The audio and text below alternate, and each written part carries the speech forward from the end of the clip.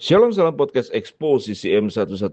Kita akan belajar dari Mazmur 27 ayat yang keempat tentang melihat keindahan Tuhan.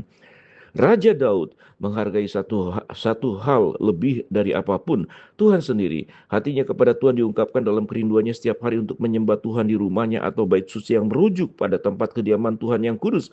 Daud tidak meminta apapun kecuali hak istimewa untuk berada di hadirat Tuhan. Satu hal yang dapat kuminta kepada Tuhan itulah yang kuinginkan. Diam di rumah Tuhan seumur hidupku, menyaksikan kemurahan Tuhan dan menikmati baitnya. Mazmur 27 ayat yang keempat. Kata yang diterjemahkan sebagai lihatlah. Dalam Mazmur 27 ayat yang keempat secara bergantian diterjemahkan menjadi menatap. Dan menatap berarti melihat. Melihat dan memahami dengan penuh perhatian mengarahkan pandangan seseorang ke arah. Dalam bahasa Ibrani asli keindahan mengacu kepada kualitas yang memberikan kesenangan pada indera.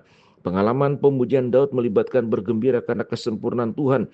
Mazmur 27 keempat, berada di hadirat Tuhan itu indah bagi Daud karena itu membuatnya sangat senang. Mazmur 21 ayat yang ke-6. Keindahan adalah segala sesuatu yang membuat kesenangan bagi orang yang melihatnya.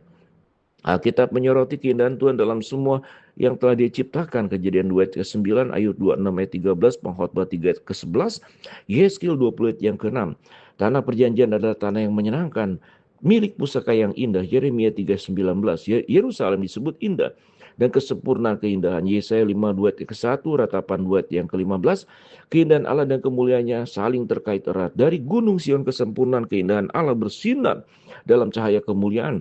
Mazmur 50 ayat yang kedua. Seperti para Mazmur, kita dapat melihat keindahan Tuhan saat kita menyaksikan matahari terbenam.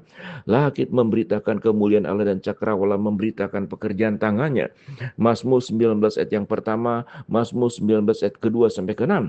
Kita melihat gunung, hutan, sungai, laut, langit, dan segala sesuatu yang diciptakan Allah dimanapun kita memandang. Melalui karya ciptaan yang mengagumkan itu, kita dapat dengan jelas melihat sifat-sifat yang tidak kelihatan dari Tuhan, yaitu kekuatan yang kekal dan keilahiannya. Roma 1 ayat yang ke-20. Mereka meyakinkan kita tentang keberadaan Allah dan kehadirannya dalam hidup kita. Saat kita melihat keindahan yang Tuhan ciptakan di sekeliling kita, hati kita dipenuhi dengan sukacita, kebebasan, kelepasan, dan pujian. Berikanlah kepada Tuhan kemuliaan yang layak bagi namanya. Bawalah persembahan dan datanglah ke hadapannya. Oh, sembahlah Tuhan dalam keindahan kekudusan. 1 Tawarin 16 ayat 29. Lihat juga Mazmur 29 ayat yang kedua. Yesaya 4 ayat yang kedua. 28 ayat kelima. 33 ayat yang ke-17. Akan tetapi, memandang keindahan Tuhan tidak hanya tentang mengamati keindahan fisik, tetapi juga melihat mata dengan mata rohani kita. Ini melibatkan pemusatan perhatian kita secara aktif pada kualitas, sifat, dan tindakan ilahi Tuhan. Kita harus dengan sengaja berusaha mengenalnya lebih baik melalui doa dan meditasi. Tuhan itu indah dalam kekudusan dan kita melihat itu saat kita mempelajari firman-Nya. Keluaran 15 ayat ke-11, Ulangan 32 ayat yang keempat, Yesaya 6 ayat yang ketiga, Wahyu 15 ayat yang keempat.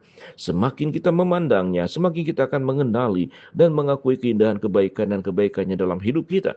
Dan biarlah kemurahan Tuhan Allah kita menyertai kita dan menguatkan pekerjaan tangan kita bagi kita. Mazmur 90 ayat 17. Kita akan memandang dengan kagum dan takjub, bersuka cita dalam kasih karunia, belas kasihan dan kebaikan Tuhan terhadap kita.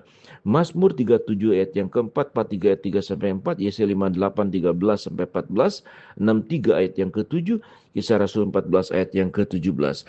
Keindahan Tuhan paling cemerlang dinyatakan dalam kasih karunia keselamatan yang penuh pengorbanan di dalam Kristus Yesus. Tetapi kita ketika nyata kemurahan Allah juru selamat kita dan kasihnya kepada kita, pada waktu itu Ia telah menyelamatkan kita bukan karena perbuatan baik yang telah kita lakukan, tetapi karena rahmat-Nya. Titus 3:4 sampai ke-5, Ibrani 1 ayat yang ketiga.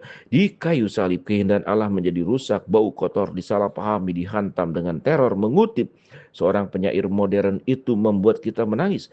Dan itu baik. Bagaimana kita membuat kita rindu untuk dicintai dan dicintai oleh seperti Allah seperti itu.